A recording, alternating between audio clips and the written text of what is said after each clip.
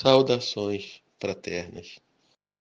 Venho aqui falar sobre integridade, especificamente sobre integridade espiritual.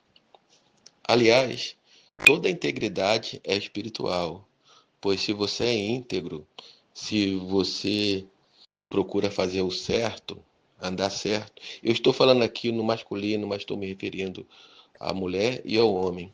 Se você é íntegro, se você faz tudo certo, pode ter a certeza que tem muito de espiritualidade em você e que você está recebendo uma assistência, uma proteção e um direcionamento, mesmo que às vezes não note, pois essa é a sua recompensa por ter compatibilidade com a lei divina, que sempre nos assistem. Vou citar aqui uma passagem do Evangelho que tem muito a ver com a integridade. É a passagem que Jesus está jejuando e ele está com muita fome. Então, segundo a Bíblia, o diabo aparece para ele e fala: transforme essas pedras em pão e mate a sua fome. Aqui eu quero ressaltar que tentação é algo bom, ou algo que parece bom. É algo que nós queremos, senão não seria tentação. É algo que nós desejamos, que embora nem seja bom, mas é uma tentação. Parece bom. E Jesus não estava com fome, não queria se alimentar, mas o que ele respondeu para o diabo? Nem só de pão viverá o homem, mas de toda a palavra de Deus. E o que é a palavra de Deus? Deus fala de quê? De bondade, de espiritualidade, de lealdade, de amor, né? E quando a gente se alimenta com esse pão, a gente não se sucumbe às tentações, pois a nossa fidelidade é verdadeira. Uma coisa que quero também ressaltar aqui, fidelidade. Às vezes pessoas proclamam fé, proclamam amor ao seu sacerdócio, proclamam fidelidade. Mas aparece de repente algo que não é muito certinho, mas traz vantagem. Aí às vezes a pessoa pensa ou fala uma frase que eu acho muito infortuna.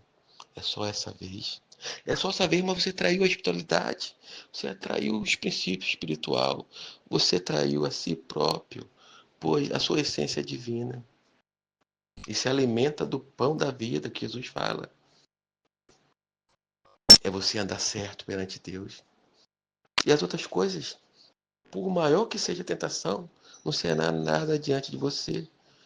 Pois você não trocaria os tesouros do céu, não trocaria o grande pelo pequeno.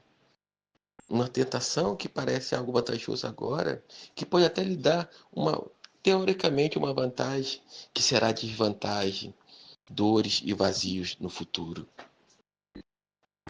E ele continua: se és mesmo filho de Deus, se atira desse penhasco, pois Deus dará ordem aos seus anjos para que te ampare. E Jesus respondeu: não tentarás ao Senhor seu Deus. Isso é muito importante. Quantas pessoas fazem coisas incoerentes? Deus vai me proteger, Deus está comigo. Vou dar um exemplo também da Escritura. Paulo, quando foi apedrejado, não apareceu o anjo para ele, não apareceu o Espírito Santo falando, finge de morto. Não, ele foi coerente. Se eu não fingir de morto, vão me matar.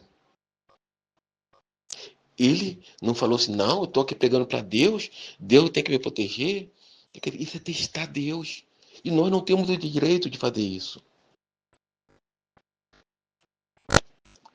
E ele continuou ainda. Mostrou todos os reinos a ele, né? Assim, prostra diante de mim, que eu te darei todo esse reino. Jesus respondeu, só se prostrará diante do Senhor teu Deus. Quantas vezes nos prostramos diante de um problema, de uma preocupação, de um medo? Tem gente que ora a Deus, mas com foco no problema. Ela está sendo íntegra? Cadê a fé dela? Quando orarmos a Deus, podemos até citar o problema para ele, mas temos que esquecer. Ali é nós, Deus e a solução do problema, não o problema. Então, ser íntegro é construir uma vida melhor para você. Hoje você está vivendo em Deus e Ele em ti. Fidelidade. Não estou falando aqui de perfeição, mas de nos aproximarmos da perfeição, pois a perfeição é Deus. E assim bebemos da água da fonte, essa fonte divina. Não importa como chamam, Deus, Alá, Oxalá, Brahma, eu chamo de fonte divina. Isso aí são coisas pequenas denominadas pelos homens.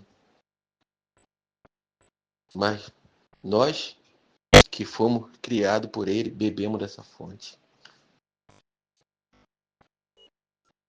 E essa fonte, ela nos alimenta a cada instante. Agora, é preciso nós querermos, porque não é nada obrigatório. Deus é tão bom que Ele nos dá o nosso livre-arbítrio. Depois, em outra ocasião, citarei sobre isso, né? A nossa opção, né? É um trecho da Bíblia que fala sobre o filho pródigo que se afastou do seu pai, né? Sofreu, depois voltou.